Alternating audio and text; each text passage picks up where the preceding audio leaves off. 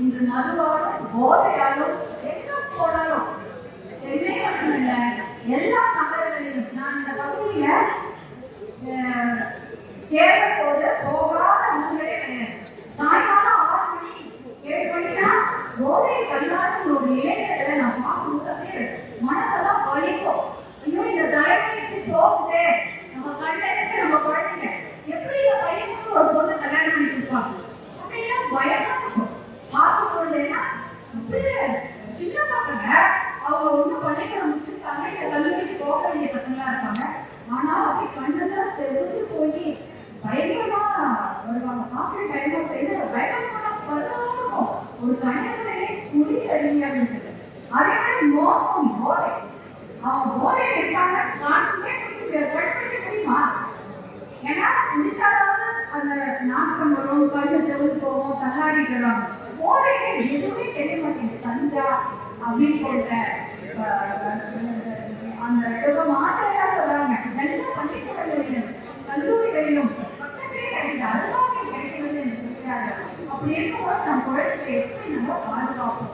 அதனாலதான் நிறைய விஷயங்களுக்கு வீட்டுல நாம ஜாக்கிரதையா இருக்கணும்.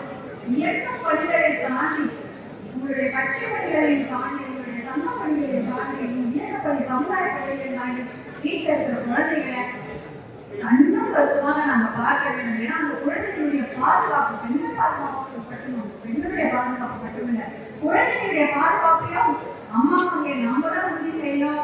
அதே போல தந்தைமார்களும் உறுதி செய்ய வேண்டும். நீங்க அவங்க சமூக வலைதளத்தை எப்படி பயணிக்கிறாங்க, யாரோட பேசுறாங்க, அவர்களுடைய நண்பர்கள் யாரு, வீட்டுக்கு எப்ப வராங்க, நீங்க பெண்களுக்கு விதிக்கக்கூடிய அதே கட்டுப்பாடுகளை உங்கள் மகன்களுக்கும் விதிங்க. 6 மணிக்கு கொண்டு வீட்டுக்கு வந்தா பையன் அதே தான் அவங்க சுத்தலாம் அப்படிங்கிறது அர்த்தம் கிடையாது. 2 பேருக்கும் ஒரே கட்டுப்பாடு. நீங்க பொழுது நீங்க சமைக்க கற்றுக் கொடுத்தீங்கன்னா பையனுக்கும் கற்றுக் கொடுங்க, தப்பே கிடையாது. நீங்க எல்லாம் வெளியூர்ல படிக்கிறாங்க, எல்லாருமே எல்லாம் செய்யறாங்க. அவர்கள் வண்டியோட கற்றுக் கொடுத்தா பெண்களுக்கும் வண்டியோட கற்றுக் கொடுங்க. எல்லாமே எதுவும் எந்த ஒரு பாகுபாடும் இல்லாமல் பெண்களையும் ஆண் குழந்தையும் நீங்க வளர்க்க வேண்டும்.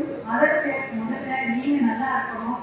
அதற்காக தான் நம்ம முதல் விஷயம் போதை மது ஒழிப்புக்காக இன்னைக்கு நம்ம பேசிக்கொண்டே இருக்கோம். யாருமே பேசுறது போதை பார்க்கும் மது ஒழிப்பு யார் ஒழிப்பு இத்தனை விஷயங்களும் ஒரே ஒருவருமே யாரும் பேசுறது கிடையாது. நம்மளுடைய இயக்கத்தில் மட்டும்தான் நம்ம பேசிக்கொண்டிருக்கோம். ஐயா அதான் நம்ம வழிநடத்திருக்காங்க, அப்படிதான் நம்ம பேசிக்கொண்டிருக்கோம். மருத்துவர் அன்புமணி எத்தனையோ போராட்டங்கள், எத்தனையோ அறிக்கைகள், எத்தனையோ எல்லாருக்கும் பார்க்க இந்த போதை ஒழிப்புக்காக இந்த விஷயங்கள் நம்ம கையில் எடுத்து செல்ல வேண்டும். நம்ம குழந்தைகளுக்காக நம்ம இன்னைக்கு வளர்ந்து கொண்டிருக்கோம். செய்திகளை உடனுக்குடனும் துல்லியமாகவும் தெரிந்து கொள்ள சப்ஸ்கிரைப் பண்ணுங்க.